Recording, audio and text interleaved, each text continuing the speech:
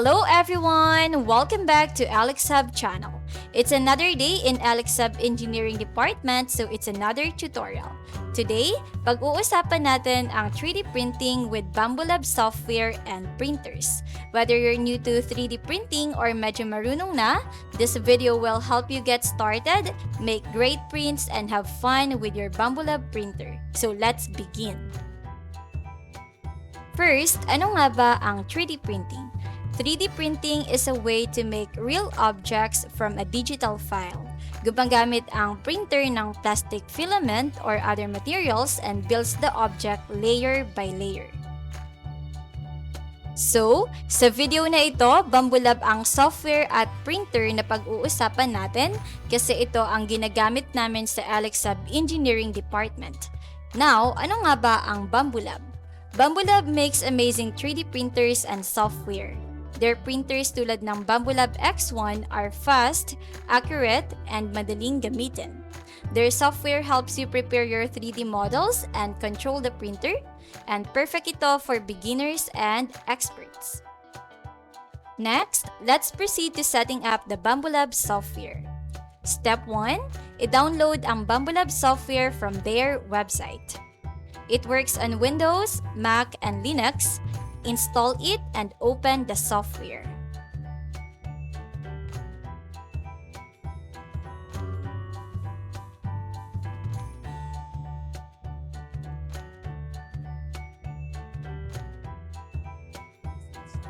The software is simple to use. First, connect your printer. Just follow the instructions on the screen and you're ready to go.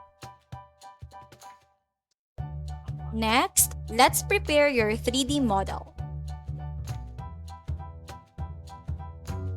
Pwede kang mag-download ng models mula sa mga website like Thingiverse or design your own using tools like Tinkercad.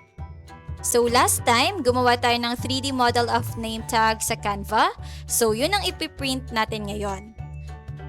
Na-export ko na siya as STL, so let's open the model into the Bambulab software.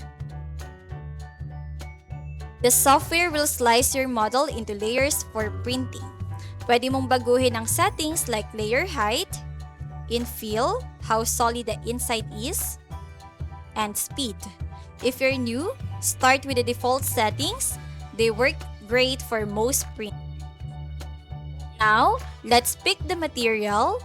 Bambulab printers work with many types of filament like PLA, PETG, and ABS. Ang PLA ang pinakamadaling gamitin, kaya perfect ito for beginners. Loading filament is easy. Ilagay ang spool sa holder, ipasok ang filament sa printer, and let the printer do the rest. The software will guide you through the steps. Once everything is ready, click Print. Your Bambulab printer will start working. It is fast and has sensors to make sure your print comes out perfectly. Isa sa mga magagandang features ng Bambulab printers is their speed. They can print twice as fast as many other printers without losing quality.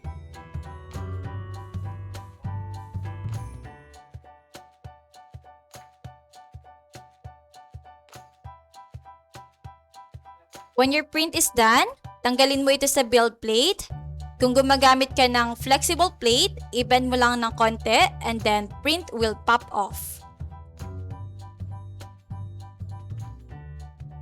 Now, here are some tips to get the best results.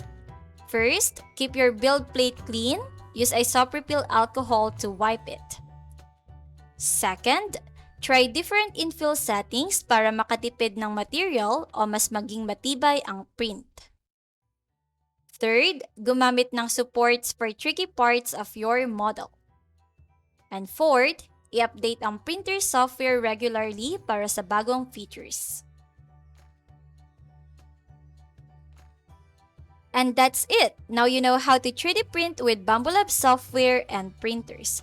Whether you're making tools, art, o nag-enjoy lang, the possibilities are endless. If you like this video, give it a thumbs up and subscribe to the channel. Thanks for watching and happy printing!